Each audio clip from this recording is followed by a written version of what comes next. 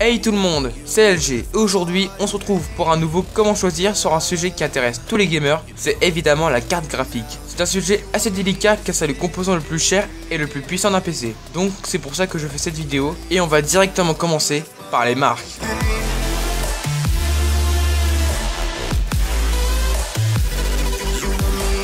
Dans les deux premiers comment choisir, on ne vous avait pas dit les marques, à part pour les processeurs, où l'on avait cité Intel et AMD. Mais là, on doit vraiment vous parler des marques, des cartes graphiques. La carte graphique ou GPU a deux principaux constructeurs, Nvidia et AMD. Ce sont eux qui créent entre guillemets la carte graphique. J'ai dit entre guillemets car ce sont eux qui construisent la puce graphique. Elle a le même rôle qu'un processeur, mais elle s'occupe de d'autres tâches. Mais dans un GPU, il n'y a pas qu'une puce graphique. Il y a aussi de la RAM appelée VRAM, une sorte de carte mère. Certes, on n'en a pas encore parlé, mais ça viendra. Elle sert à relier les composants pour qu'ils puissent s'échanger des informations et il y a les étages d'alimentation qui servent à alimenter la carte graphique. Revenons sur les marques. Nous avons parlé un peu d'Nvidia et d'AMD, mais je vous dirai dans une prochaine vidéo les atouts et les inconvénients de ces deux marques. Sinon, ça va être très long. Mais c'est pas fini. Il y a des marques pour la puce graphique et il y en a d'autres qui s'occupent du rafraîchissement.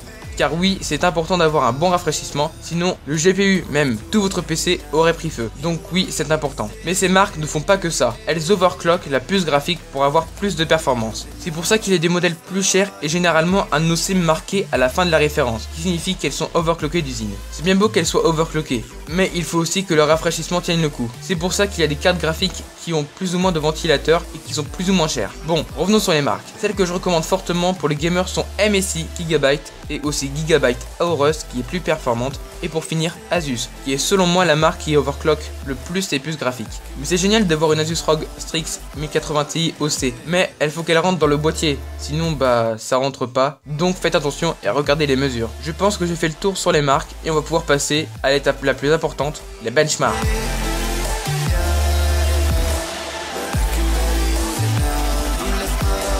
Qu'est-ce qu'un benchmark? Un benchmark est un test qui permet de savoir les performances produites par un composant. Les benchmarks sont fondamentaux dans le choix d'une carte graphique. Contrairement au processeur et à la RAM, on ne va pas s'intéresser à ses caractéristiques, mais plutôt à leur performance. J'ai oublié quelque chose. Je vous ai parlé de la VRAM tout à l'heure. La VRAM, c'est comme la RAM, mais pour la carte graphique. Ça, vous le saviez. Mais elle est assez importante car plus on en a, mieux c'est. Mais cette VRAM n'est pas souvent équitable dans tous les modèles. C'est-à-dire que si votre carte graphique coûte cher, vous aurez généralement plus de VRAM, alors que si elle coûte moins cher, vous en aurez certainement moins. En ce moment, les jeux consomment environ 3 à 4 Go de VRAM.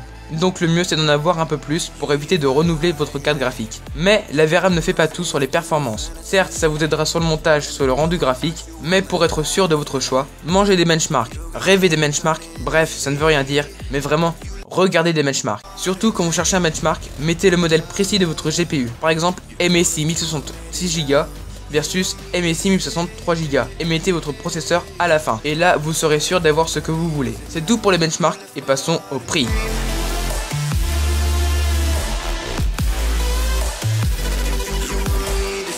Dans une config gamer, c'est quand même mieux de privilégier la carte graphique que le processeur. Mais ne négligez pas trop votre CPU et la RAM, car il faut que tous les composants aient le même niveau. Par exemple, si vous prenez un i7, prenez une 1070 voire une 1080 Ti. On l'avait déjà dit avec la RAM, si un composant est beaucoup plus puissant qu'un autre, je sais pas, par exemple un Intel Celeron avec une 1080, attendez-vous à avoir des perfs super faibles car le processeur n'arrivera pas à suivre. Donc la 1080 sera limitée aux performances de l'Intel Celeron. Et dernière petite chose, quand je tourne cette vidéo, les RTX d'Nvidia sont sortis depuis un bail. Mais il y a eu des tests et beaucoup d'entre elles ont fondu, ce qui peut être très dangereux. De plus, elles sont très chères et elles n'ont pas beaucoup de performance, en plus par rapport aux GTX qui sont elles moins chères. C'est pour ça que je ne recommande pas pour l'instant les RTX. Mais dans un an ou deux, leurs technologies seront très pratiques et ce sera là qu'on pourra vraiment les utiliser. Maintenant, on peut vraiment passer au prix. Si vous avez un budget entre 700 et 800 € et que vous partez sur du Nvidia, prenez une 1050 Ti ou si vous pouvez une 1063 Go. Mais si vous partez chez du AMD, vous pouvez avoir les mêmes perfs avec une RX 570 4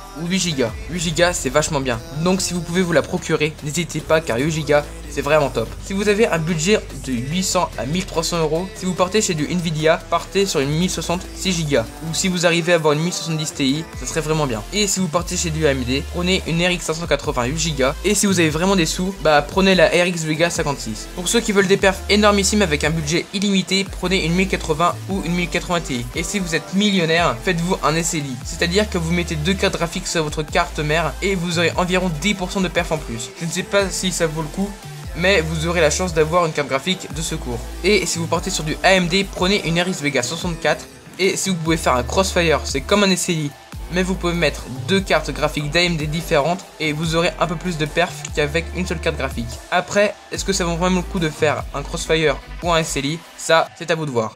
Cette vidéo est à présent terminée et j'espère qu'elle vous aura servi à choisir votre carte graphique. Si vous avez des questions, vous pouvez nous les poser en commentaire ou sur notre serveur Discord qui est en description. Si vous avez aimé la vidéo, vous pouvez mettre un like ou même encore vous abonner à la chaîne, ça fait extrêmement plaisir. Sinon, c'était LG.